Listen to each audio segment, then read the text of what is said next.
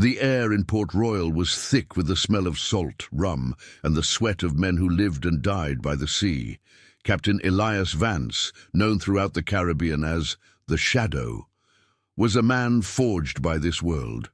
His face was a map of storms and weathered lines, and his eyes, a piercing blue, held a glint of both danger and an old, unspoken sorrow. He was here for one thing, a ransom.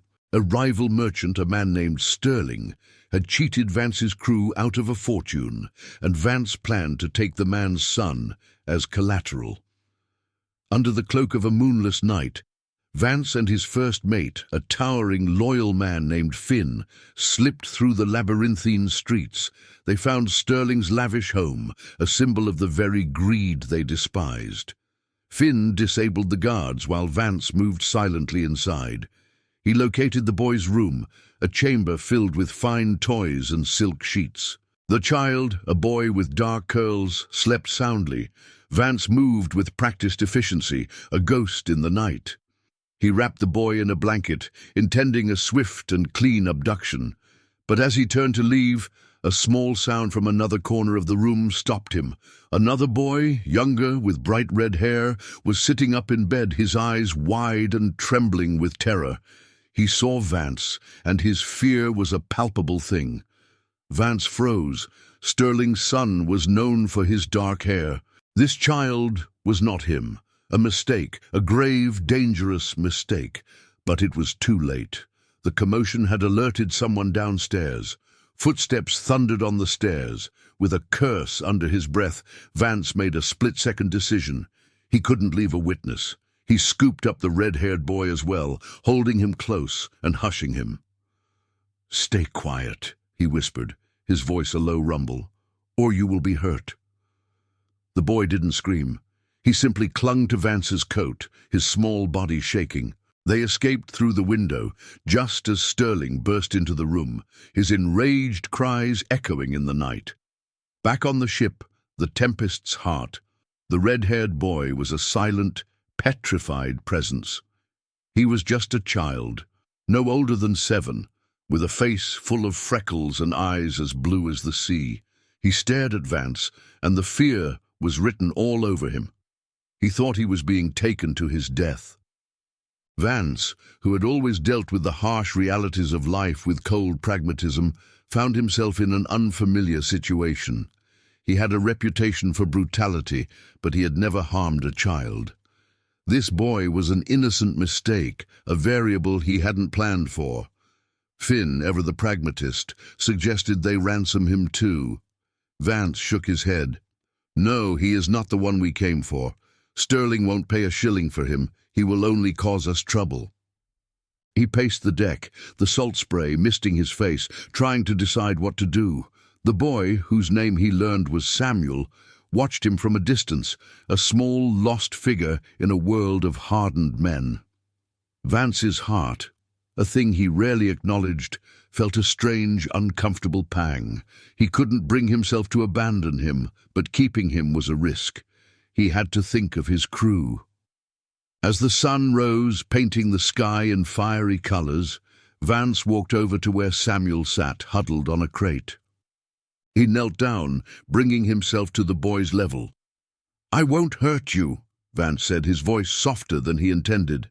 Samuel looked at him, his fear slowly giving way to a flicker of curiosity. "Are you a monster?" he asked, his voice barely a whisper. Vance let out a dry, humorless laugh. "Some would say so." He held the boy's gaze. "But no, not to you." That day, as the Tempest's heart cut through the azure waters, a strange and fragile truce formed between the pirate and the boy.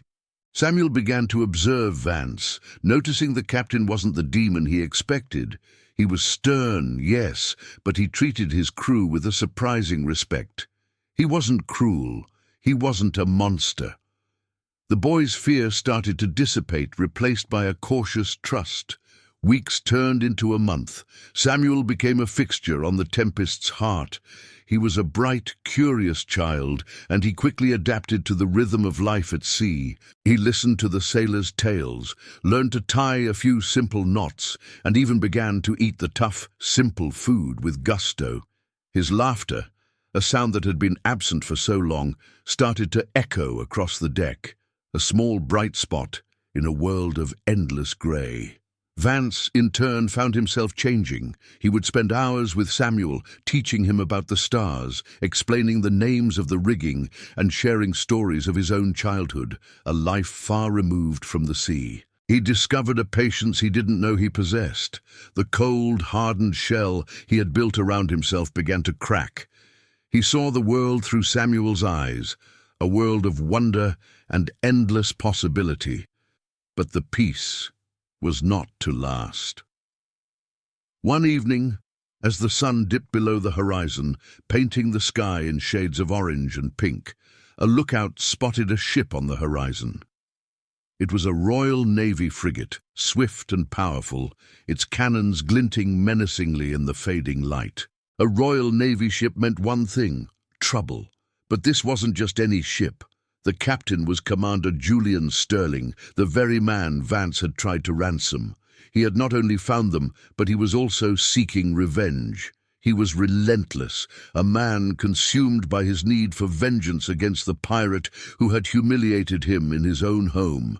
He had no idea Vance had captured the wrong boy. All he knew was that the Tempest's heart had something that belonged to him. The pursuit was on. The Royal Navy frigate was faster, but Vance was a master tactician. He used the treacherous reefs and shifting currents of the Caribbean to his advantage, maneuvering his ship with a skill that bordered on magic. But Sterling was equally skilled, and his rage fueled his determination. During the chase, a sudden squall hit, a furious tropical storm that whipped the sea into a frenzy. The Tempest's heart was a tiny toy in the hands of the raging sea. Vance was at the helm, his face grim, his knuckles white as he fought the wheel. In the chaos, a rogue wave crashed over the deck, and a loose barrel was sent flying. It struck Finn, knocking him unconscious and pinning him against a mast. Vance's heart pounded in his chest. He was torn between his crew and the impossible task of navigating the storm. As he struggled, he heard a small voice over the roar of the wind.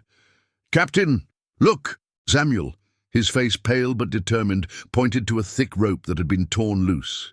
He saw Finn trapped and understood what needed to be done.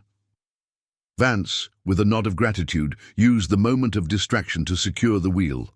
The boy, despite his small size, was able to grab a smaller rope and help two of the crewmen tie it to the barrel, allowing them to pull it off Finn. With Finn free and the immediate danger averted, Vance felt a strange mixture of relief and pride. Samuel hadn't just stood there in fear. He had seen a problem and acted.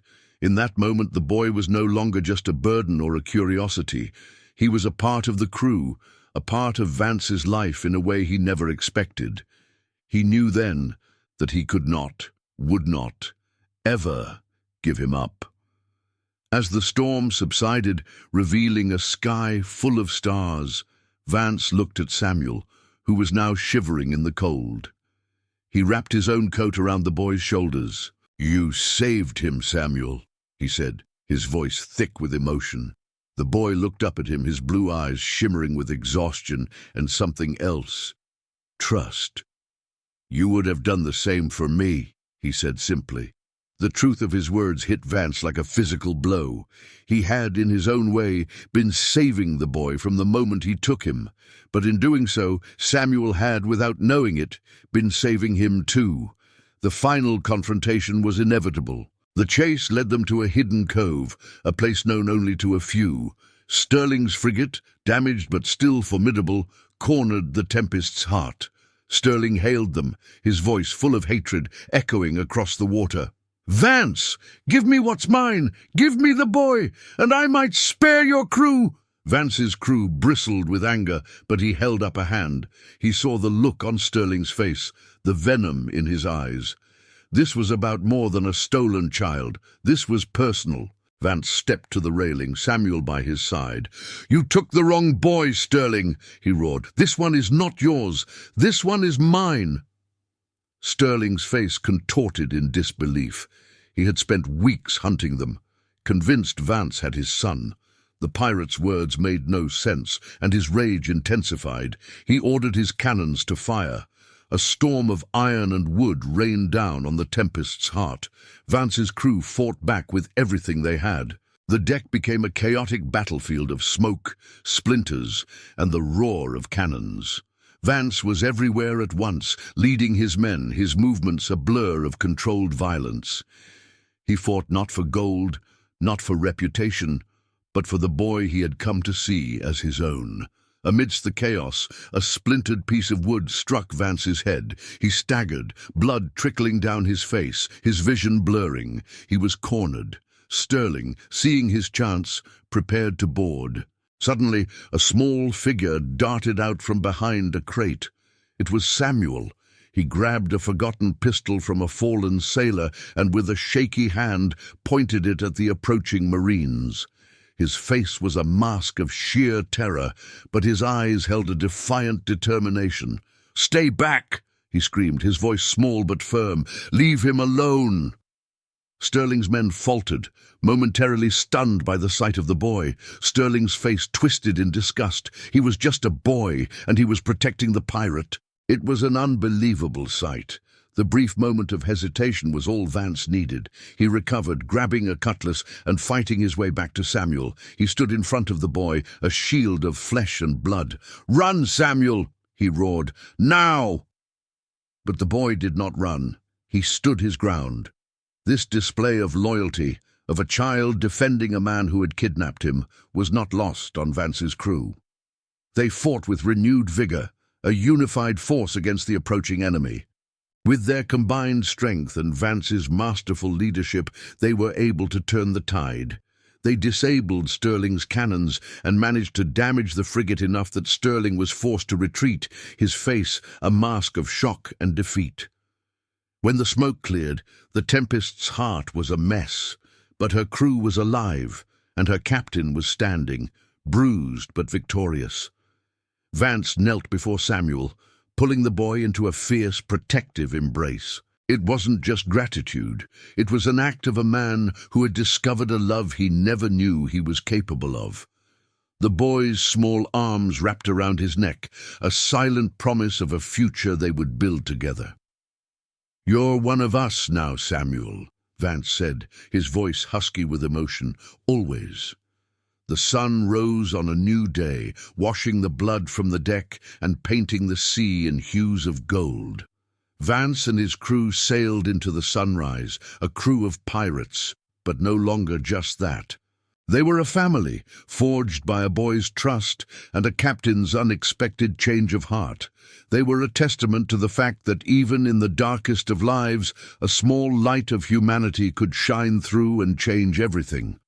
And so, the story of the pirate who accidentally captured a child but found a son sails on. The legends of the sea whisper of Captain Elias Vance, not for his brutality or his fortune, but for the boy with red hair and a heart as big as the ocean who saved a pirate's soul. If you enjoyed this story, be sure to hit the subscribe button so you don't miss our next adventure.